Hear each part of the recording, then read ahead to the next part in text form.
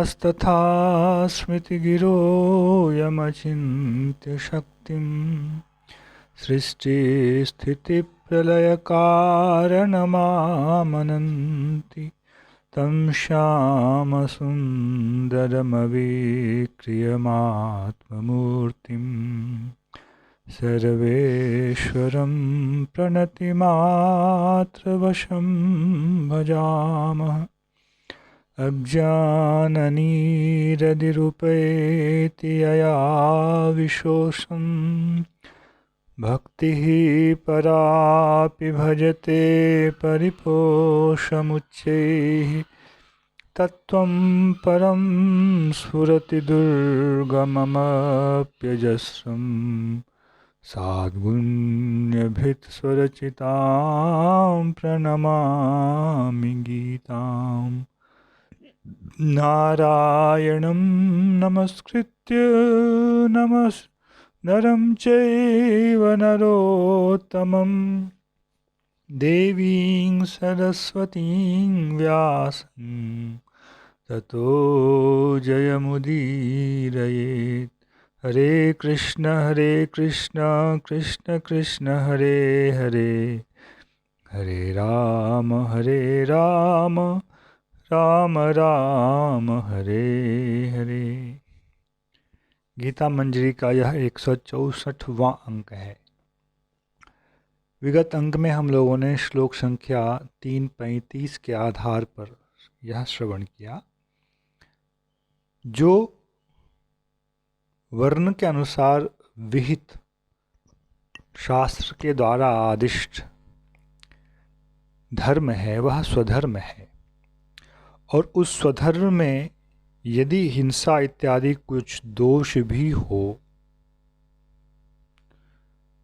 और उसका अच्छी प्रकार से पालन करने में समर्थ भी ना हो, तब भी व्यक्ति को अपने वर्णोचित विहित धर्म का परित्याग नहीं करना चाहिए, भले ही दूसरे वर्ण के द्वारा विहित के लिए विहित धर्म में हिंसा इत्यादि दोष भी ना हो और उसको वह बहुत उत्तम रीति से करने में समर्थ भी हो।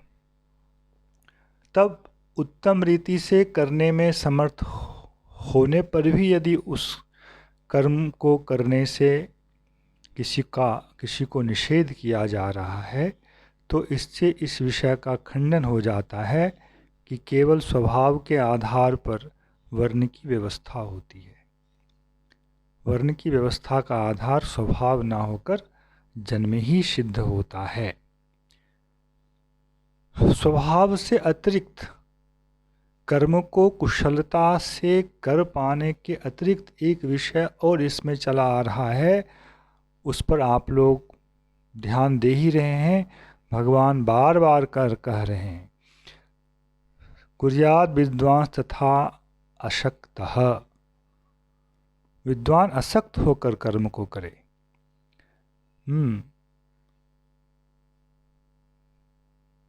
मयि सर्वाणि कर्माणि अध्यात्म चेतसा निरासी निर्ममो भूत्वा युद्धस्य विगतज्वर।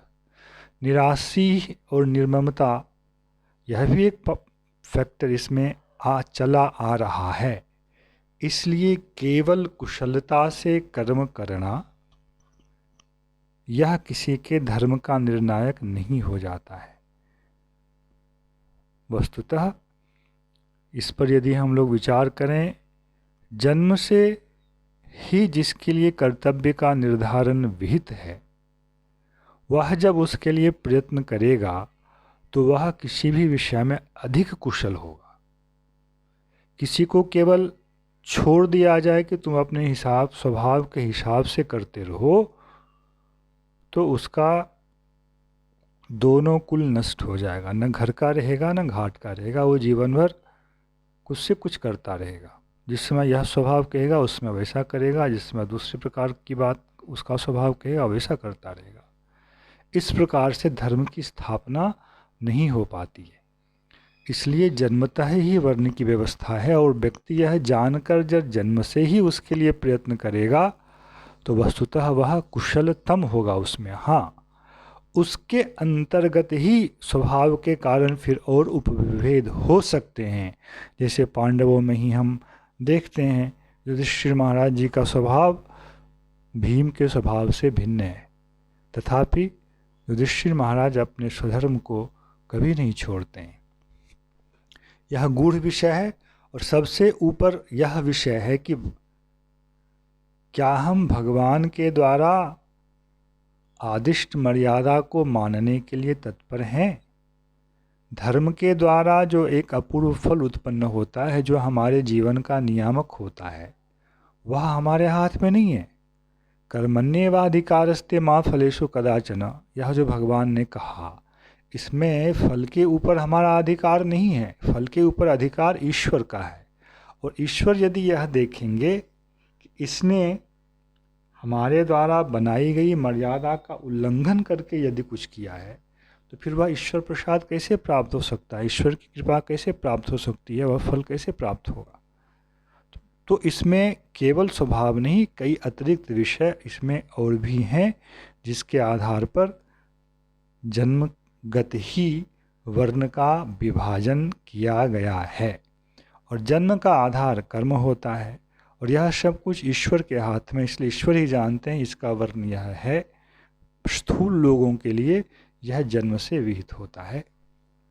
इसलिए जन्मना विहित वर्ण के अनुसार जो शास्त्र के अनुसार, शास्त्र से हमारे लिए धर्म प्राप्त होता है, उसका हमें परित्याग नहीं करना चाहिए। अति अति अति विशिष्ट व्यक्ति का दृष्टांत लेकर सामान्य नियम में एक विशृंखलता उत्पन्न नहीं करनी चाहिए। भाव यह है, शास्त्र में, व्यवहार में भी जब कोई व्यक्ति बहुत अति विशिष्ट हो जाता है तो उसके लिए एक अलग प्रकार का नियम दिया जाता है, वह सभी शास्त्रीय मान्यता है। किंतु इसके कारण, ऐसे उदाहरणों के कारण हम उसे सामान्य नियम नहीं बना सकते। सामान्य नियम तो ऐसा ही है कि यदि आप अन्य धर्म किसी कर्म को करने में कुशल भी हैं, पर यदि वह आपके लिए विहित नहीं है तो आप उसको ना करें। केवल कर्म के कुशलता से संपादन होने तक सनातन धर्म सीमित नहीं है। सनातन धर्म इससे आगे आपका भविष्य का पथ कैसा बनेगा, तो उसको भी ध्यान में रखकर बातों को कर रहा होता है। अब यहाँ 3 प्रकार के लोग हमें प्राप्त हो गए। एक तो ज्ञान, 4 प्रकार का मैं कहूँगा। एक तो जो ज्ञानी है, दूसरा जो विषय को समझता है कि हमारे जीवन का लक्ष्य अमृत तत्व की प्राप्ति है, किंतु ज्ञानी नहीं है, ज्ञान की दशा में पहुँचने के लिए प्रयत्न करता है और उसके लिए उसकी थोड़ी योग्यता भी है। मुख्य योग्यता उसमें अकामता होनी चाहिए, निष्कामता होनी चाहिए, फल की इच्छा ना करे, इस प्रकार से कर्म कर पाए। उससे नीची अवस्था निष्कामता उसमें नहीं है, तथापि धर्म जो विहित है शास्त्रीय मर्यादा के अनुसार, उसमें उसकी निष्ठा है और उतना आचरण करने में वह समर्थ है। सकाम होकर भी वैसा करे, इसके लिए जो भगवान ने बीच में 6-7 श्लोक कहे थे, इस स्थिति वाला व्यक्ति है। अर्थात उसको वैसा करने का स्वभाव भी है, उतना नियंत्रण अंततः है कि धर्म की मर्यादा का अतिक्रम नहीं करेगा। और चौथा, वह जो बिल्कुल ही अपने स्वभाव का अनुसरण करने वाला है, धर्मशास्त्र की मर्यादा का अनुसरण करने वाला नहीं है। यह 4 प्रकार के स्तर हमें प्राप्त हुए। इसमें से जो प्रथम स्तर है, ज्ञानी को यदि छोड़ दें तो सामान्य लोगों में ये 3 प्रकार के स्तर आते हैं। इनमें से श्लोक संख्या 34 में जो भगवान ने कहा, इंद्रस्य इंद्रस्यार्थे रागद्वेषो व्यवस्थितो, यहाँ यह विषय आया था कि शास्त्रीय विधि निषेध की व्यर्थता नहीं है किसी भी प्रकार। जो व्यक्ति स्वभाव का 16 आने अनुसरण करता है, शास्त्रीय मर्यादा का नहीं पालन करता, उसके लिए तो शास्त्र व्यर्थ हैं। किंतु जो परमार्थ के पथ पर चलना चाहता है मंगल के पथ पर, उसके लिए शास्त्र कभी भी व्यर्थ नहीं है। इसलिए प्रति इंद्रिय का अपने विषयों में जो राग और द्वेष है उस पर वह नियंत्रण करता है। तयोर न वशम आगच्छेत, उसके अधीन नहीं होता है, इतना कम से कम उसके अंदर है, तो वह एक मंगल के पथ पर चलने के लिए अपनी यात्रा का प्रारंभ कर सकता है। तथापि कभी कभी व्युत्क्रम देखा जाता है, अथवा इंद्रियों का अपने विषय में अनुराग होने के कारण जो मर्यादा का लंघन देखा जाता है, उसका क्या आंतरिक कारण हो सकता है, इसको लेकर अर्जुन प्रश्न कर रहे हैं। अर्जुन उवाच अथ केन प्रयुक्तोऽयं पापं चरति पूरुषः अनिच्छन्नपि वार्ष्णेय बलादिव नियोजितः। अनिच्छन शब्द जो है इस पर ध्यान देंगे। जो केवल स्वभाव से प्रेरित होकर काम करता है वह पशुवत है। उसके मन में यह हो ही नहीं सकता है कि मैं इच्छा ना करूं। क्यों? इच्छा ना करते हुए करना यह तब होता है जब उसे अपने लिए शास्त्रीय मर्यादा का बोध होता है। जिसको मर्यादा का बोध ही नहीं है उसके लिए इच्छा नहीं करते हुए करना क्या है। तो यहाँ अर्जुन मुख्य रूप से जो मध्य वाला अधिकारी है उसके लिए यह प्रश्न कर रहे हैं। मतलब दूसरे सकाम कर्मी और निष्काम कर्मी। सकाम वैदिक मर्यादा का पालन करते हुए सकाम कर्म करने वाले और निष्काम कर्म करने वाले, उनके जीवन में जो देखा जाता है कि कई बार इच्छा नहीं होने पर भी उस तरह का कर्म उससे बलात् कराया जाता है। यह कौन है जो उससे कराता है? यह अर्जुन का प्रश्न था। केन प्रयुक्तोयम, यह जीवात्मा प्रयोज्यकर्ता हो जाता है और प्रयोजक कर्ता जो इसको चला रहा होता है वह कोई और है। कौन है वह? जिसके द्वारा प्रयुक्त होकर यह पापम चरति पुरुष, यह पुरुष, यह जीवात्मा पाप का आचरण करता है। पापम आचरति, पाप मतलब वैदिक मर्यादा को मानता तो है किंतु उससे उसका लंघन हो जाता, नहीं चाहते हुए भी जो लंघन है। ऐसा क्यों हो जाता है? जो मर्यादा मानता ही नहीं उसके लिए नहीं चाहना क्या है? उसके लिए धर्म का विचार नहीं है। पर जो जानता यह धर्म है अधर्म है, इस मर्यादा का अतिक्रम कर देने से, इस सीमा को लांघ जाने से अधर्म हो जाएगा। किसी मनुष्य को मार के खा जाना यह अधर्म हो जाएगा क्योंकि वह शास्त्र में निषिद्ध है। ऐसा फिर भी किसी के द्वारा हो जाता है तो क्यों होता है? अनिच्छन पिवार्ष्णेय, हे वृष्णि कुल के नंदन, बलाद इव नियोजितः, इच्छा नहीं रहने पर भी जबरदस्ती मानो किसी ने उसको उसमें नियुक्त कर दिया है। ऐसा कौन है? किसके द्वारा ऐसा होता है? इसके उत्तर में भगवान कह रहे हैं।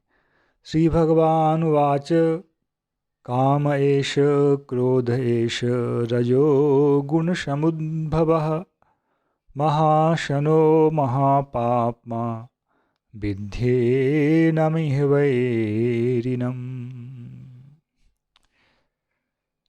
भगवान कह रहे हैं यहाँ जीवात्मा का एक शत्रु है और उस शत्रु का नाम है काम, और उस शत्रु के अधीन होकर के ही वह इस प्रकार से जबरदस्ती बलपूर्वक पाप कर्म में नियुक्त हो जाता है।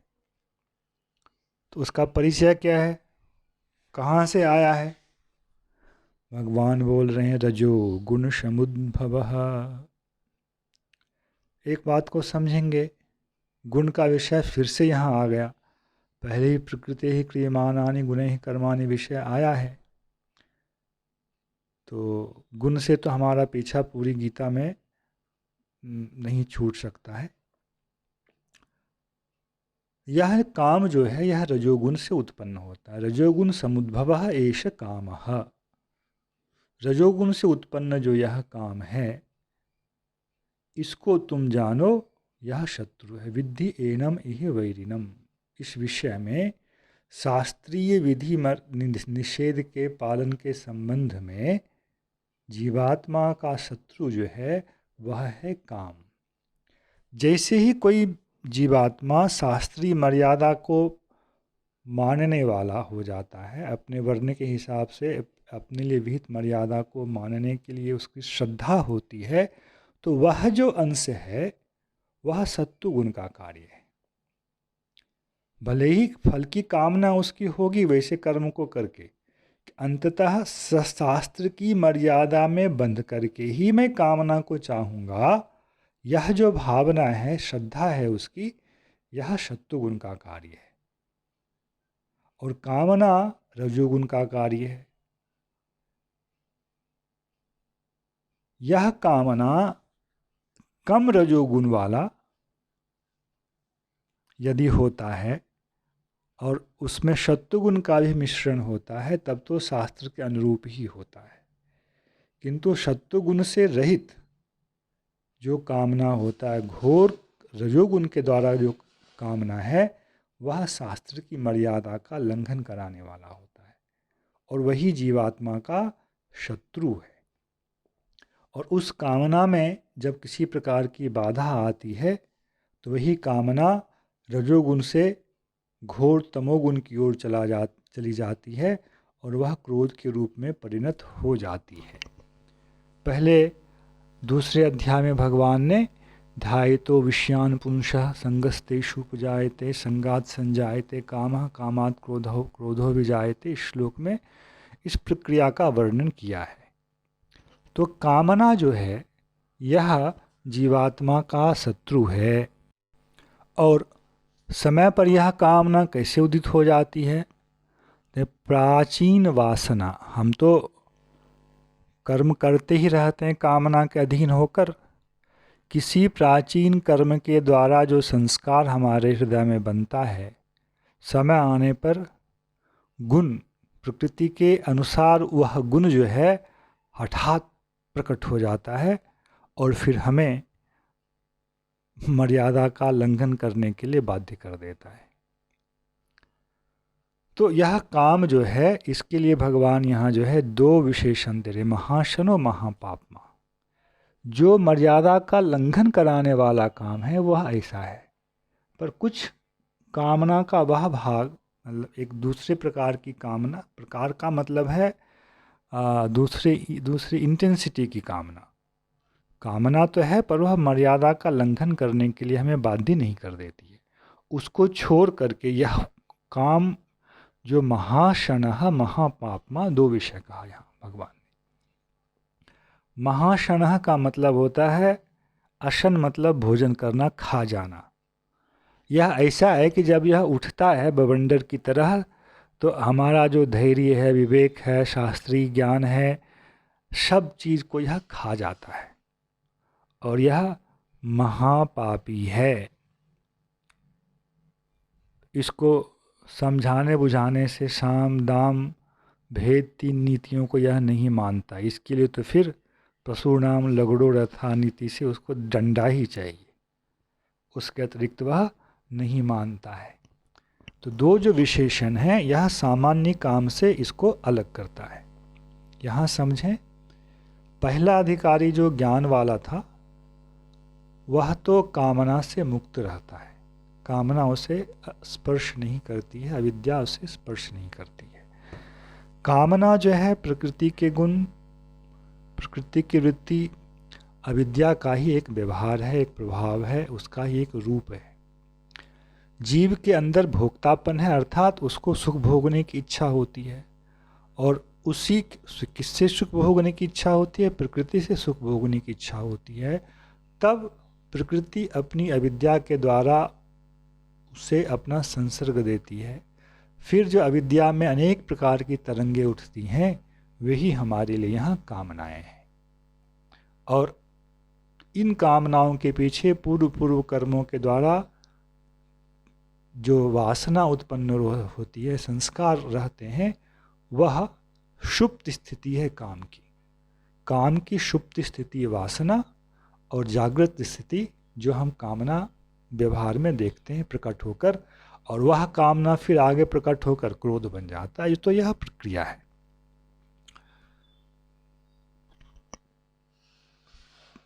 ज्ञानी लोग कामना से मुक्त होते हैं। दूसरे प्रकार का जो अधिकारी है उसमें कामना वह जो है वह गाढ़ी नहीं होती है। तो ऐसे लोग परमार्थ के विषय में चिंतन कर सकते हैं, जिसको मैंने दूसरा अधिकारी कहा है। तीसरे लोगों के ऊपर जो कामना है वह गाढ़ है, तो वह शास्त्रीय कर्म को कर लेता है, मर्यादा में रहकर कर लेता है, पर वह निष्काम होकर नहीं कर पाता है। और जो चौथे अधिकारी हैं जिसमें कामना का स्तर अति गाढ़ है, वे फिर शास्त्रीय मर्यादा को नहीं मान पाते हैं। तो कामना की 4 अवस्थाएं, वासना की शून्य, अगाढ़ अर्थात तरल, उसके बाद गाढ़ और उसके बाद अतिगाढ़। इस प्रकार से 4 प्रकार के अधिकारी हमें प्राप्त होते हैं व्यवहारिक दृष्टिकोण से। इसी का विवेचन भगवान यहाँ अभी कर रहे हैं। जय श्री कृष्ण। हरे कृष्ण कृष्ण कृष्ण हरे हरे, हरे राम राम राम हरे हरे।